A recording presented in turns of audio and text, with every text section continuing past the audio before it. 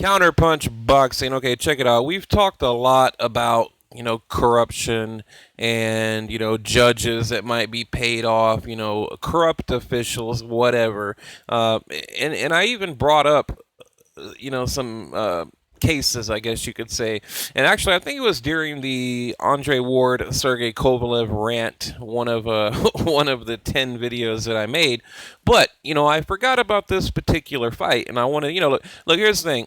I probably know more about the older generation of boxers than I do the new generation of boxers. So I just never talk about it on the channel because I don't think there's really a big audience for it. So, for the 10 people out there that clicked on this video, let's get into it. All right, Julio Cesar Chavez and Meldrick Taylor. Now, look, if you guys have not watched this fight of the year, you need to go watch it. Incredible. Back in 1990, March of 1990. Okay. And really what I want to focus on, just real quick video, because I want to hear your response and I want to see how many people out there have actually watched the fight. And if you haven't, go watch it, come back, let's talk about it. Okay.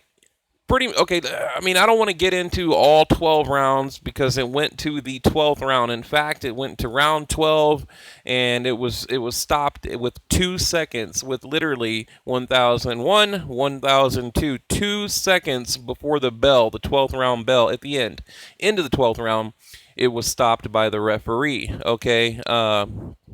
Now, Meldrick Taylor, this is at a light welterweight, 140 pound weight division. Both guys were champions at the time. Chavez, the WBC, and Taylor, the IBF. Okay, at the time, Chavez had 68 wins and Taylor 24.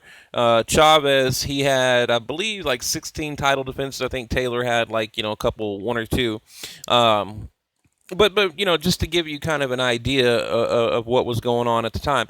So long story short, I believe Meldrick Taylor won the fight. Okay, I believe he won. And, I mean, on the cards. Now, the Nevada Athletic State Commission, they came out after the fight and said, yes, indeed, he did win, okay? Because on two, it was a split decision, not a unanimous decision. It was definitely a split decision, but 2 of the 3 judges' scorecards had him winning. So this is basically what happened. 12th round, the championship round, boom, Chavez lands a right, Taylor goes down, okay? Taylor goes down. And you see the referee, he gets up. So he counts, and I believe he's at, let's see his hands real quick. I think I got a shot of his hands. He's at, right here, he's at the count of 7. Okay, but he gets up at like 5 seconds. He's like, 1, 2, 3, 4. And when he says 5, he's up on his feet, okay? Right here, he says, are you okay? And then Taylor, you can barely see it, but he nods his head, yes, yes. And you got to remember, look, let me show you the clock real quick, right here, okay? 5 seconds. When he waved the fight, just think about this. 2 seconds. In other words, if he would have let the fight continue, the bell would have rang, boom, boom, boom, and Taylor would have won the fight. So the referee waves it off with, he says, "Are you okay?" He shakes his head, yes. He said it again. Right here. He's like, "Are you okay?" And Taylor, he's shaking his head. Yes, but you can barely see it, but he does say. And so the referee's like, "Oh, no, no, no, no, no, I'm not letting him come." And you can see Chavez over here waiting to come back. Now, to put this into perspective, okay, you got 2 seconds remaining on the clock, okay? It would have taken Chavez 2 seconds just to get back over to that corner, okay? And then not only that, if you go by the official rules, he could have wiped the referee is supposed to wipe the gloves and then make sure Chavez is in the neutral corner, which he's not right there. He should be over to the right, and then have him meet in the middle and say box, okay? That would have taken 10, probably 3 or 4 seconds. So anyway, he calls it off, he waves it off, and if you look, it's such terrible acting on the referee's part because he's like, it's just bad acting. He's like, "Oh, I'm looking out for you, young man. I just, I'm just going to wave it off because, you just, you're not going to make it." Literally 2 seconds remaining. Like at the time, you see the 5. At the time it was stopped, they had 2 seconds. So a clear robbery, corruption, whatever you want to call it. Now, of course, there's a lot of hardcore Chavez fans out there that will completely disagree with me, but I think, this dude got robbed. I mean, Taylor got straight up robbed. I mean, it was so bad. It pissed me off, and this is something that, whenever I refer, people say, oh, there's no such things as, robbery and corruption in boxing or whatever. I mean, here's a prime example right here. Prime example.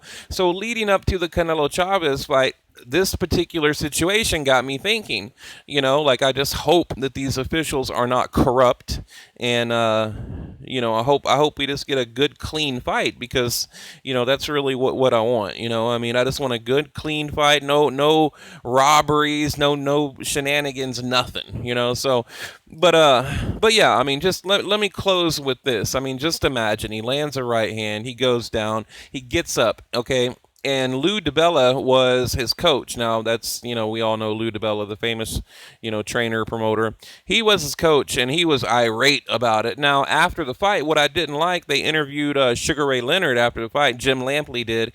And, he knew that Taylor got robbed, but he just wouldn't admit it. He just wouldn't admit it. And then, you had Harold Letterman coming on there saying, oh, the referee was, looking out for the best interest of the fighter, blah, blah, blah, that kind of thing. And then the referee, to his defense, he said, well, I'm not a timekeeper. What the fuck you mean you're not a timekeeper? I mean, you hear the 10-second warning, clap, clap, clap. You got 10 seconds left. Now, in a championship fight, I mean, you hear the 10-second warning, that the fight is close, right? And he said, well, I'm not a timekeeper. I don't care about the time. Bullshit. I mean, that is bullshit. Because, like I said, the referee claimed like he didn't even know, like, I don't know what time it was. I don't care about that. I'm not a timekeeper. I'm a referee. So, I mean, you heard it. He did say 10 seconds. He heard the 10-second clap. So you would think in a fight of that magnitude, he would have, like I said, if he would have just simply, if he wouldn't have waved it off and let the clock continue, Taylor would have won. So that's all he had to do, but it's like he stopped the fight with 2 seconds remaining. So it'd be a TKO, basically.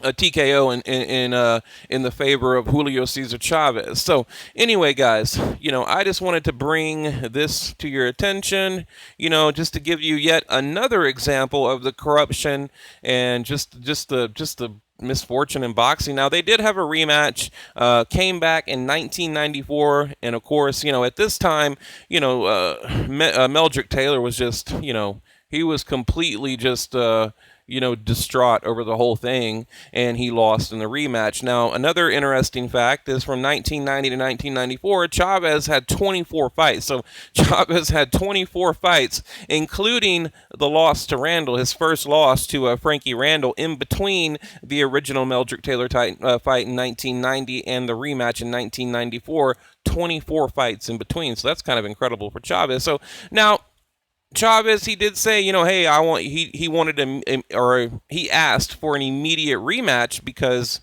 he wanted to give Taylor another shot, because he knew what happened. This man right here, corrupt.